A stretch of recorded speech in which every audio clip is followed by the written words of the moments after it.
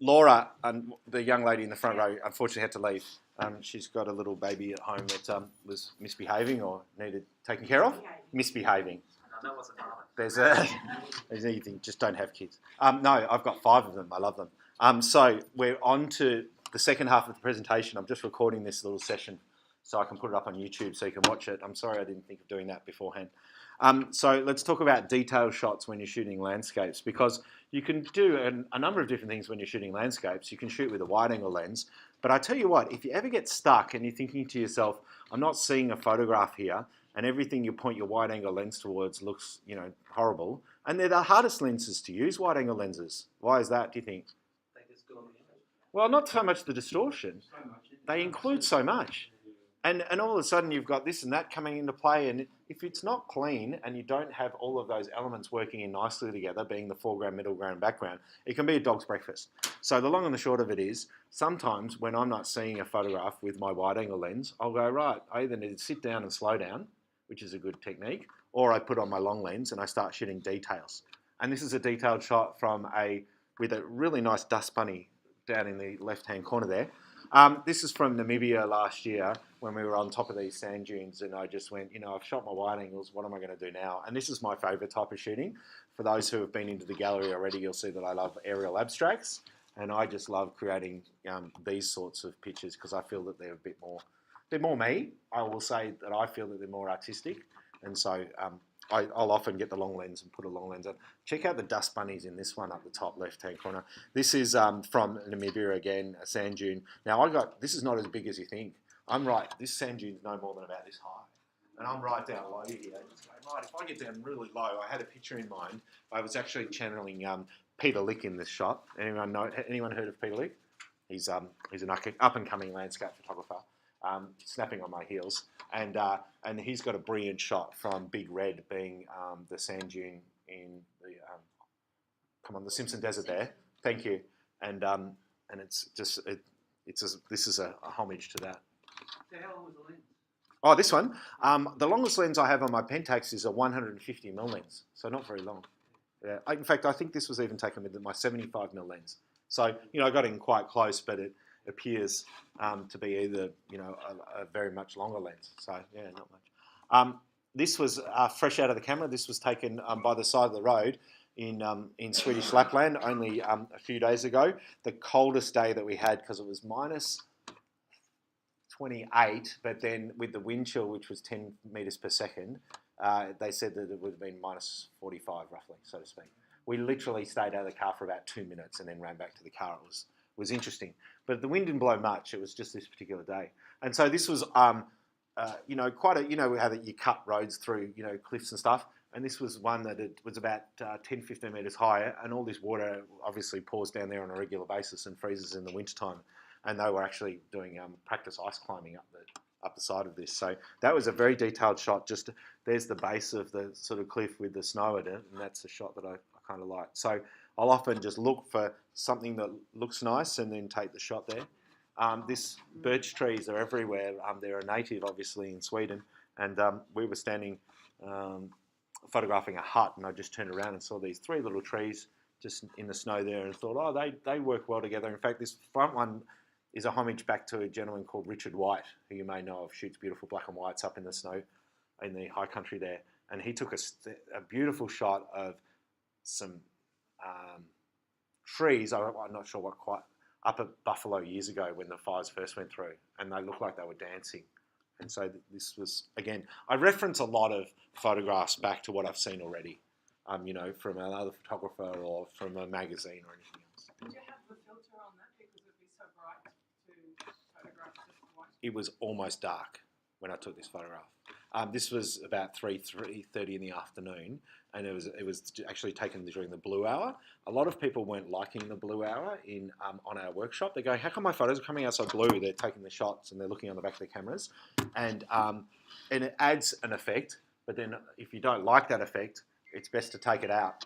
And so how we were taking that out was just desaturating them in Lightroom afterwards, either using the saturation or the vibrance slider. Yeah. So, it looks bright because I've brightened it. It was actually quite a dark sort of shot, but I just wanted to bring up the highlights and probably the projector's making it look a little brighter. Oh, I like to use 100 most of the time when I'm on, when I'm on a tripod. Yep. I'll go up to 200. I try not to go above 400 because I've noticed the difference even in my camera that's very good with noise. That most cameras, the difference between 100 and 200 is negligible, but then the 200 to 400 is noticeable. So when you're on a tripod, it really, most of the time, doesn't matter what shutter speed you have. So why not keep the ISO down low to get a good quality picture? Do you agree? Right. Details. We're talking about details. This is looking down. Look, there's some leading lines coming out of the top left-hand corner of the frame there. This was standing on a bridge looking down onto a frozen river. And this is on the edge of the river where it was sort of like that difference between the two. Could be an aerial, couldn't it? Yeah. Speaking of which, that's a nice segue, isn't it? I didn't mean to do that. I love shooting aerials. Oh, God, the colour in that. Wowzers. It looks like it's on steroids.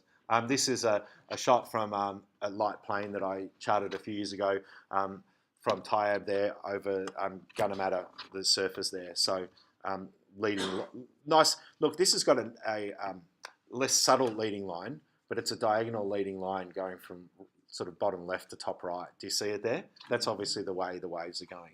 And there's some beautiful lines coming off that white one. Which one? Not drone. Could you do that with the drone now?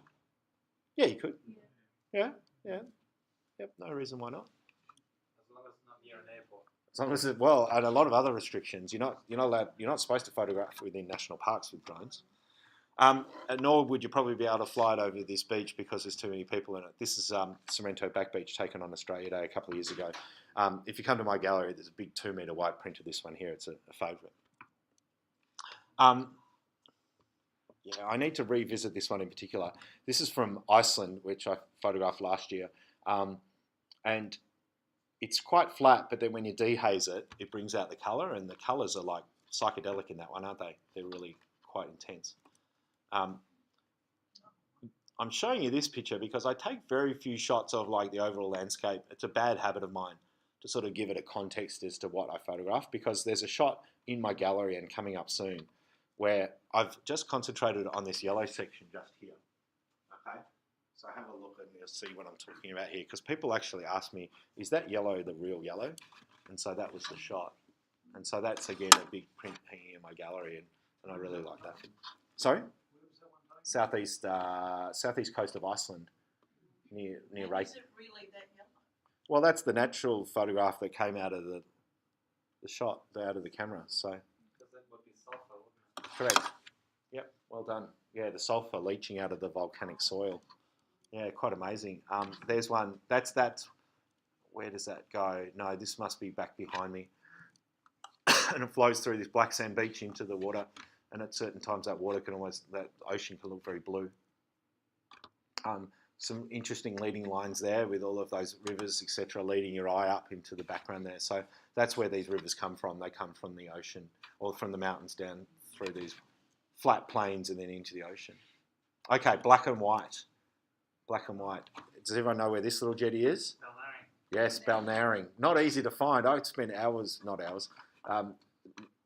minutes on Google Earth looking for this little thing, and then finally went, I must be there, and went down and found it.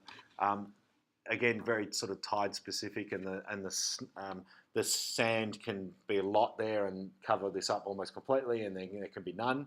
And so this one again was homage to a mate of mine, Sean Faroe. I should acknowledge him because he inspired me with this shot. This one here, I'm going to call it a wooden groin. It's a groin, isn't it? It's a groin because it's been built in order to stabilise the beach, hasn't it? Yes. Oh, thank you. There you go. Well, so how did I take this one? This was with a neutral density filter. I used a six stopper most of the time. I only have a 6 and a 10. And my 10 stopper's got this, it's not a Nissi, so that's why it's not, look, I don't like the look of it. It's got this horrible colour cast to it that I must have got it done because I think it's a Lee. I think it's a Lee. It's a good quality, but yeah, it's got this horrible colour cast to it that I don't like. So I used my 6 stopper, which is just a screw on, and anyway, this was probably 30 seconds at f16. Taken very early in the morning on one particular day, but I brightened it up to make it look really bright and have that sort of very backlit sort of look to it. I generally like my black and whites to be very black and very white. This is, what you would call this to be is like a high key landscape. Do you know what I mean? You know how you shoot high key portraits where the majority of it's the white background and then you're exposing for somebody's face, for example, either in a studio or in the natural environment. This is a low key versus a high key. Can you tell? You can see the difference, right? Oh yeah, absolutely. This is my favourite. If you're ever struggling with your compositions and you're saying to yourself, regardless of whether it's a landscape or anything else, I just can't get my compositions right. I don't know what it is. You're probably trying to include too much. It's a common mistake 9 times out of 10, is that people try and include too much in their photographs. They get too clever. They're not isolating it. I think the best photographs and my best photographs are ones where look how simple this is. It's all just about 2 or 3 elements. That's what you need to say to yourself. You need to say, hold on, Tom said 2 or 3 things, that's it. And this is just about the water and the groin itself. It's nothing more than that, right? This is busier, but it's still only just about the waterfall, the cliff, and then the clouds above. Yeah? With black and whites, if you've not got a lot of colour in the photograph, don't try and push it, right up and get a lot of colour out of the photograph if it's not there naturally, because often you'll find that it doesn't look good anyway. But converting it to black and white can save a picture. Otherwise you might say to yourself, oh, it's no good, hasn't got much colour in it. Colour's not always, the be-all and end-all. I popped this up on Facebook last year after photographing it, and it just went bananas. They loved it.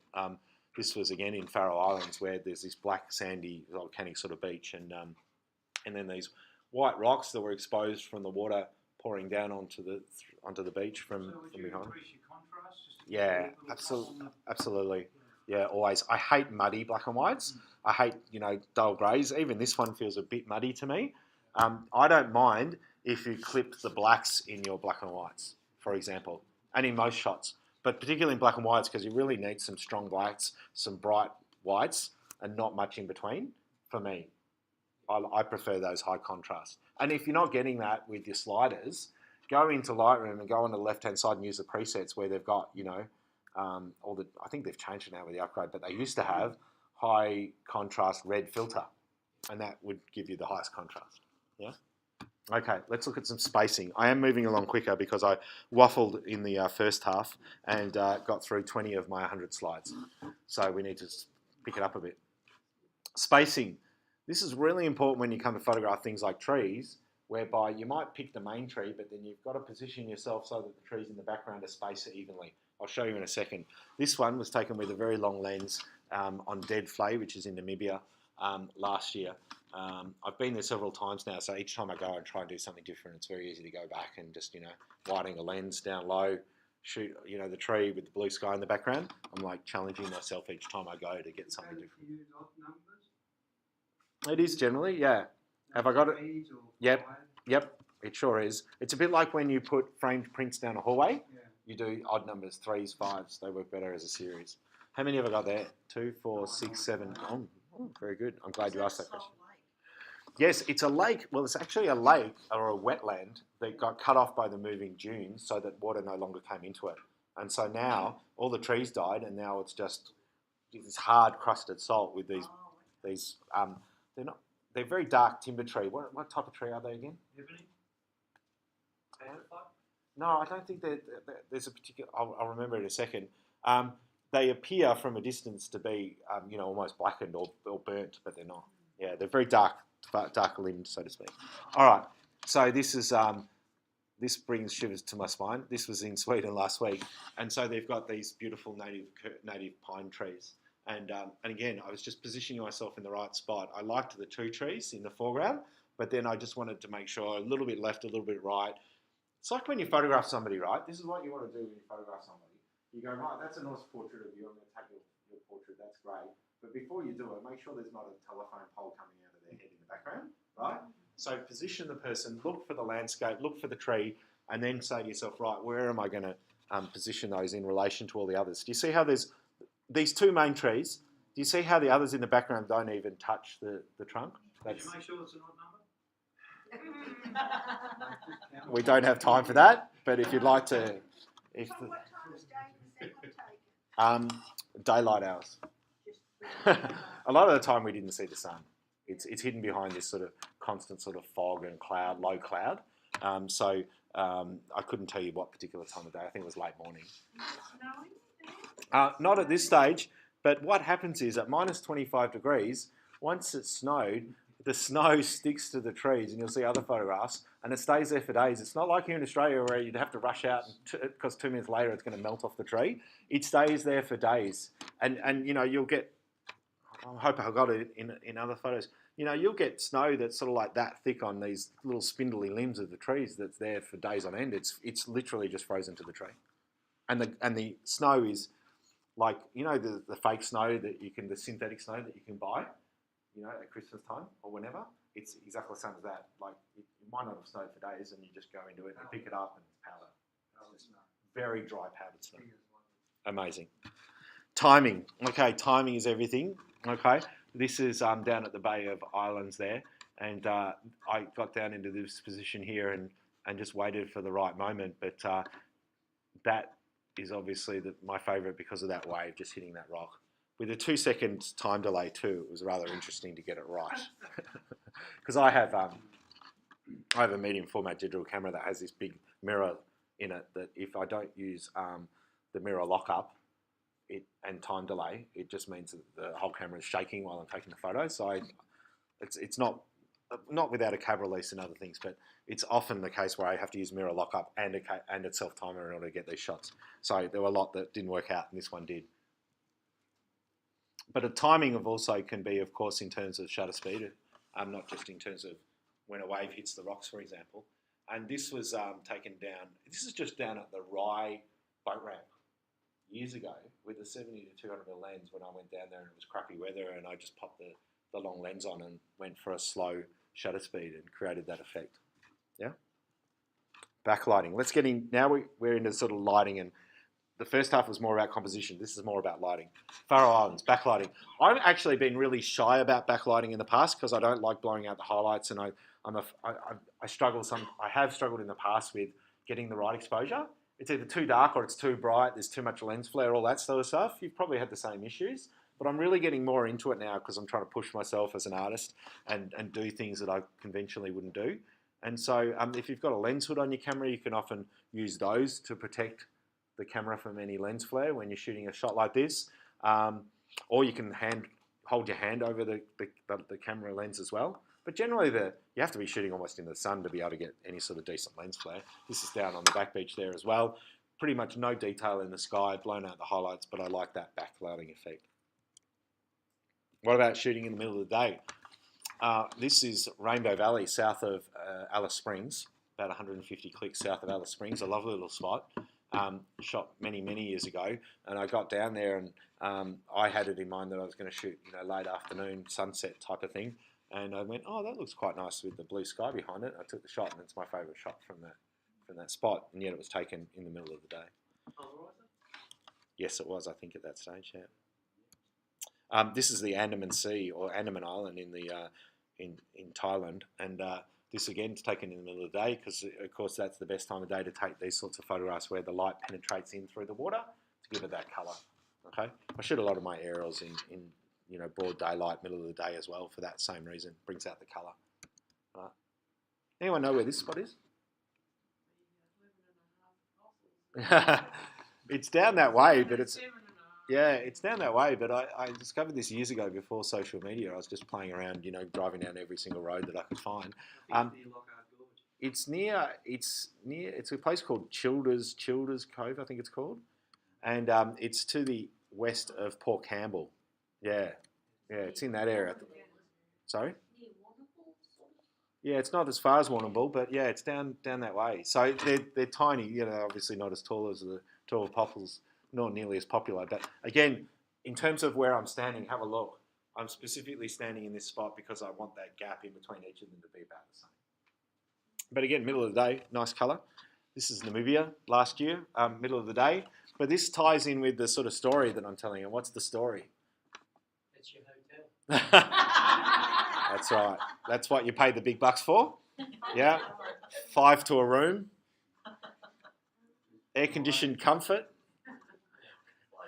It's all about the desolation of it all and the abandonment and everything else. It's not supposed to be a pretty picture. So the lighting and the coloration of it is all about that story of it being out in the middle of nowhere. And it literally is. You're driving along the road and you're driving for 3 or 4 hours to get from one place to the other, and then this is by the side of the road and you're like, stop!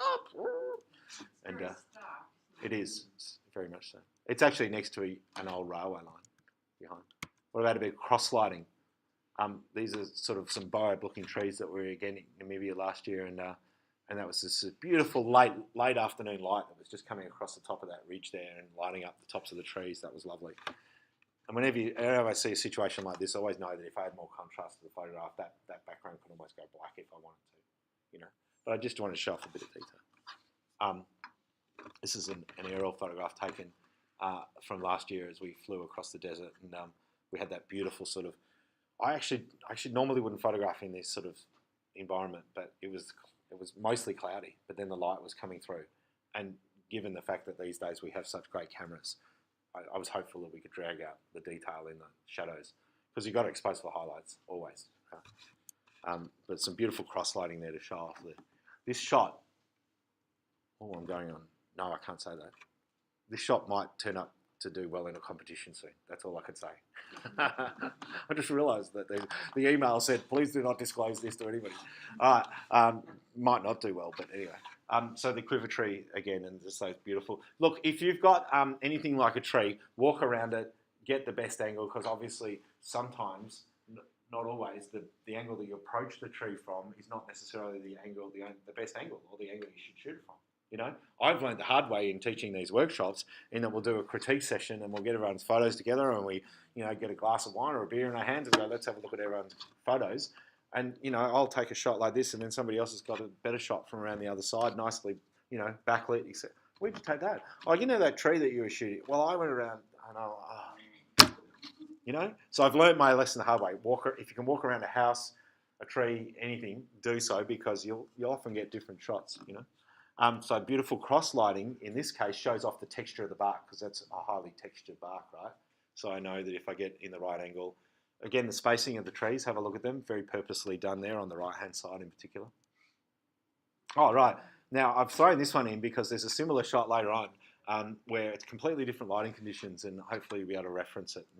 But some beautiful light happening there, some cross lighting there. One of the few sort of days we saw sun. Highlights. Okay. You always got to watch your highlights. You know that, don't you? Don't blow out the highlights in shooting on digital. And the best way to know whether or not you're doing that is using your histogram. So hopefully you all know how to use a histogram, or at least how to bring it up on the camera. If you don't, I would encourage you to either Google it and learn a little bit more about how to use a histogram, or come on one of my workshops, because it's like the fundamental that I teach on any workshop is how to use a histogram, how to interpret it. Because once you understand what a histogram does, you shouldn't get the exposure wrong on any photograph that you take in the future. But in this particular case, we have to be really careful of not blowing out the highlights with that bright sunlight coming through the windows there, because what's your eye always drawn to? The brightest part of an image, right? And if our eye sees that perfectly, pretty much the way I photographed it there. But when I came to photograph, it didn't look like that at all on the back of my camera. It was, bright in the highlights, very underexposed, and the shadows look like a piece of rubbish, okay? And so what you must always do is make sure that you're exposing for those highlights, because otherwise, if you don't have detail in those highlights and they're too blown out, I tell you what will happen is your eye will just immediately switch off to that photograph. What tends to happen is that you show a lack of interest in that photograph, or not like it as much than if you could see detail in it. And you won't do that consciously. You won't say, I don't like that shot because I can't see the detail in the highlights. You might just say, I don't like that shot. Oh, why not? I don't know. It's something about it I don't like. And I bet you it's because the highlights are blown out, for example. Okay? So you've got to be really careful there. In this case, the colours have gone way off, but it probably wasn't far off that. I waited for the sun to be behind the clouds there in order to just control that, because I really wanted to show off those lines on the road. And those lines on the road are obviously from where cars are driving, and in the middle there, these two lines here is the ice on the roads that hasn't melted because of the cars aren't driving on that part of the road. Twilight, we've talked a little bit about that, the Ken Duncan hour, or the blue hour. This is our Bathurst Island or Bathurst Lighthouse on Rottnest Island off the coast of Perth, taken years ago on a pano camera with slide film and shot, after the sun has gone down. This is the belts of Venus rising in the background there. Does anyone know what that is or what that means? It's an astrological term, and what it is once the sun goes down, it's the shadow of the Earth in the atmosphere rising. So you would have seen this. You can see it at sunrise and sunset, so long as the horizon in the opposite direction is clear. And you'll see the blue line below, and then you'll see a magenta or orange line above, and that's the shadow of the Earth in the atmosphere. It's strongest when the sun's about to come up or the sun's just gone down, and it fades as the sun continues to fall or before it rises. It's just such a beautiful time to photograph because you do get that soft light and you don't get those harsh shadows. So that, again, is taken in that sort of twilight hour. What about overcast light? Perfect for shooting in rainforest. And as we saw with that leading line of the trail through the forest tea tree down there at Fingal. So this is referencing a very long time ago when I was shooting on slide film, and one of my first shots that I took, and I entered this in the 2003 Australian Photographer of the Year competition or Photography Awards, and I got a silver award. This is taken up in a rainforest near Cairns in Queensland. And I used the dry creek bed as a leading line through this.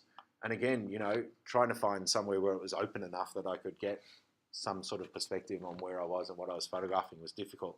But I really enjoyed that because I love the buttressed trees on the left there, and I love the creek bed leading your eye to the back there where we've got that fallen log in the background as well. Is that with the wide angle lens? It's not. It's taken with, it's taken with a pano camera. The lens was a 105, which is the equivalent of, I think, about 28mm. So it's not overly wide. Wide angle lenses are considered sort of anything from 35mm or really 50mm or wider. So it does fit into that category, but it's not as wide as probably you think. Overcast conditions again. For this particular photo, again taken back in the early days of my panoramic film camera, and this is in West MacDonald Ranges. And again, this wouldn't really work by having sunlight on it because it would have just created far too much contrast. The only thing I've never liked about this photograph is just how much that sky is blown out on top. It's a case of where I probably would have liked to have underexposed it a bit or go back and shoot it on digital and do something else with it.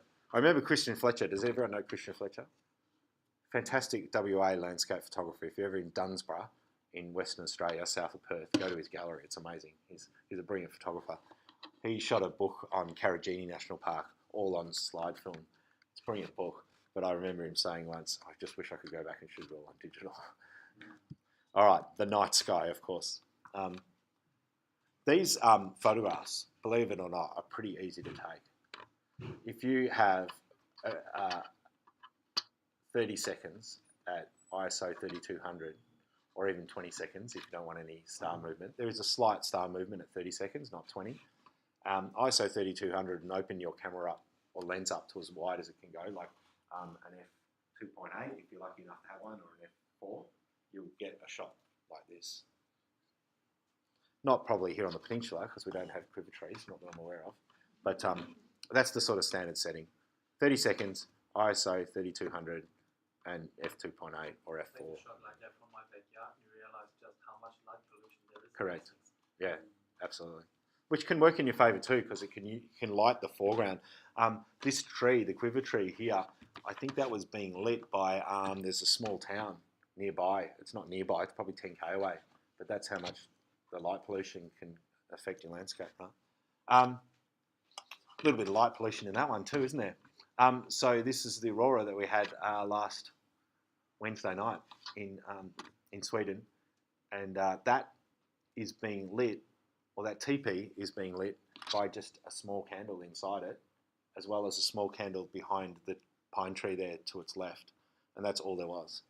This is about a 30-second exposure, f3.5 at ISO 6400, I think it was. I made it quite bright.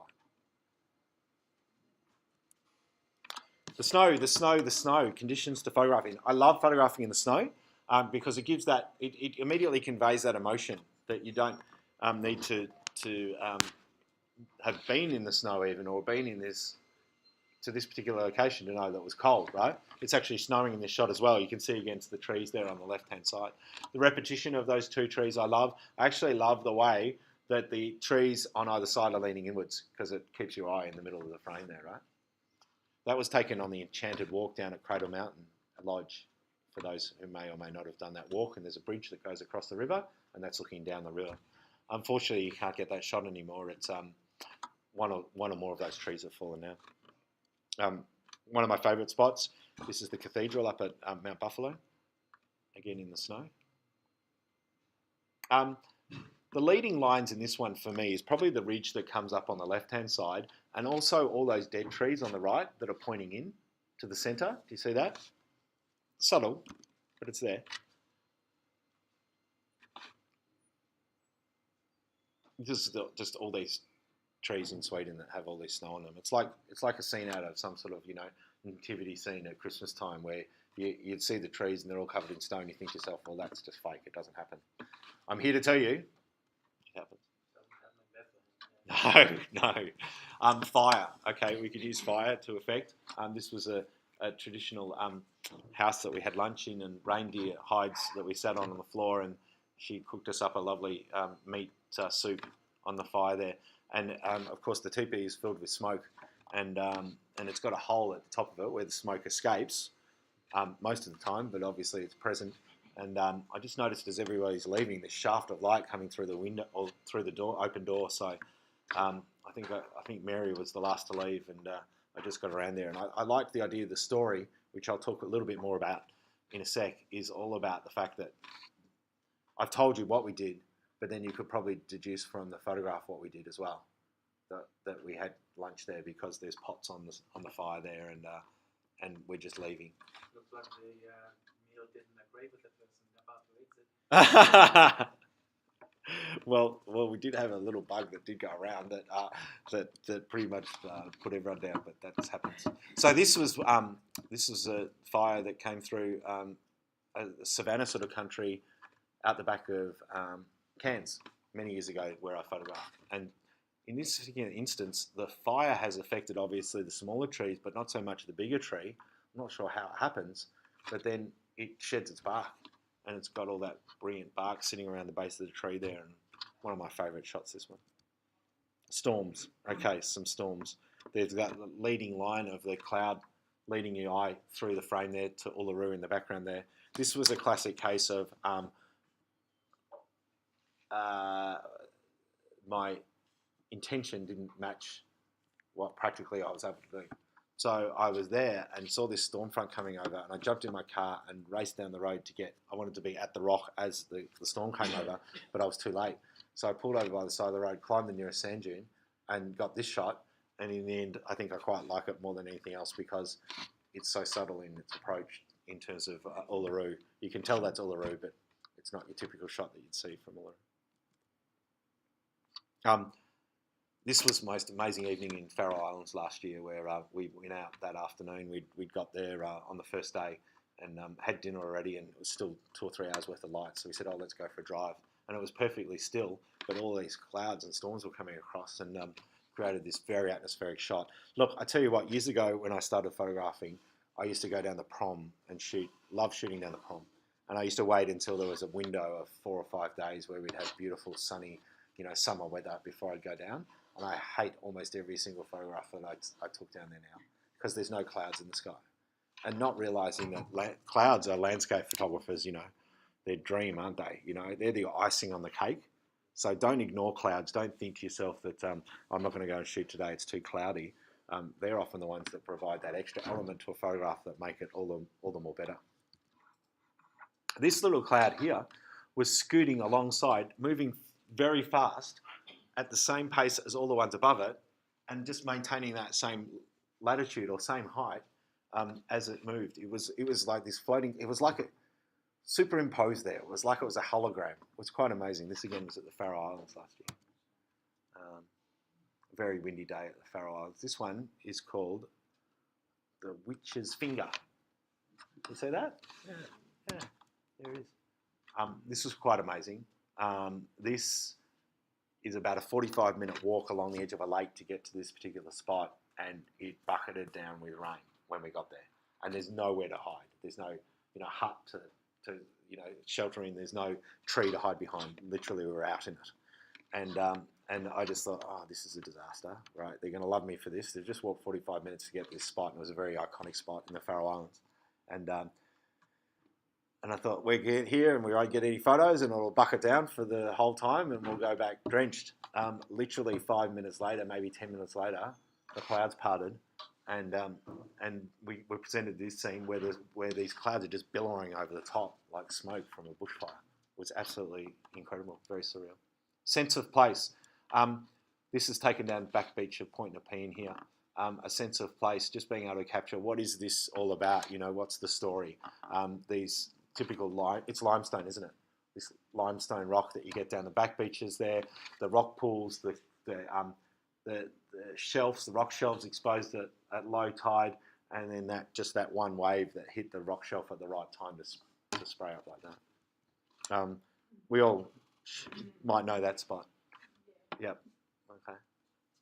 So sorry, those clouds in the top left in that projector are far too magenta, but very slow shutter speed. Now, for those who haven't been there, just a tip, it's got to be about a half a metre tide, if not a bit lower, okay? And you get them at certain times of the year where they line up with the sunset, and you'll be down there with 20 other photographers, that's okay.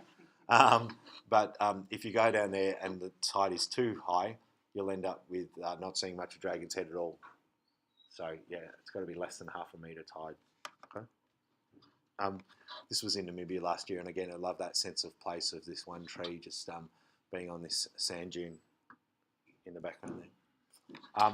Sense of place. This is Mary, who I think left her phone or something else in the breakfast room from where we were staying. So she ran down past the trees there. It's only 50 metres down the way, and then ran back, and I got this shot of her running it through the snow there. And this is sitting on the front of a dog sled, with these guys. These guys are unreal. They just love it. They're bred to race and to drag sleds. There's 12 of them, and the males are at the back and they pull the thing, and the females at the front because they're smart and clever and they navigate it. And all the rest in between are just sort of like, what do they call them? The sleepers or something. They just do what they're told. Oh, right, we're running. Okay, we better run too. And they absolutely love it. And they're the most affectionate dogs. They're not a Siberian Husky. They're not an Alaskan Malamute. They're actually an Alaskan Husky. They're a cross between the two. And they're the most beautiful, adorable dogs. And we all got a turn to sit on the front of the sled. This is over a frozen river, and it's about 50 centimetres of ice underneath us. And you just glide along, and it's absolutely amazing. Yeah. Minimalism. As we were gliding along, I took this photograph, probably about 500ths of a second, not to get any shake, but I just love the minimalistic feel of that particular shot, just of the trees and nothing else above it. And again, this is taken in Sweden, where I just love that lone island in the middle of this frozen river and plenty of empty space above it. Cropping. This is one of the last. Segments because we are almost out of time. I wanted to show you the effect of cropping and how that you can get several shots out of the one picture just by cropping. So this is a panoramic stitch that I shot.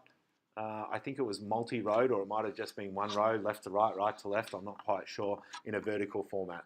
Okay, but then I came to look at the photograph, and in fact that was probably the first one, and there's the third one. So I've got this slightly out of order. There's the first one where I shot 2 rows of this to stitch it together, and then I went, hold on, maybe there's a bit too much sky, a bit of empty space. I'd like to make that more a panoramic. So I've cropped it to that, and then I've cropped it square as well because I wasn't quite sure whether these out of focus trees in the foreground on the sides there really worked. So I cropped it as a square, and therefore I've got like 3 pictures out of the one shot. Yeah. So I'd encourage you to try that yourself. Have a look at your photographs and then see if you can crop in to create a different look out of each of the different photographs there. Again, I think we've got it here too, just slightly different crops. So this one here, where you've got pretty much the 3:2 ratio, but then you crop it as a pano, and you've got a completely different feel to the shot as well.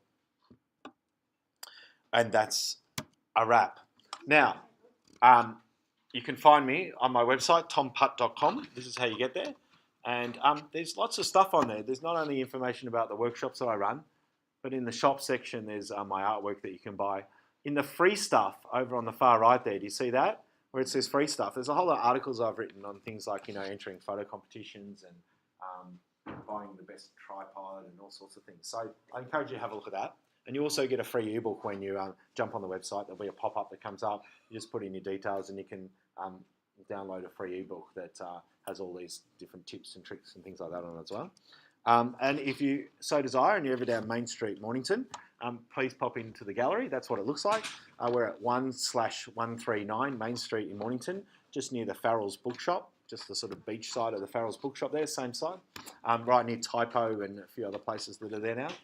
And we're open 7 days a week, 10 till 5. So I'm there the next week and a half or so. Not there this weekend though. I'm spending family time this time. And that's it. Thank you for coming. Hope you enjoyed it.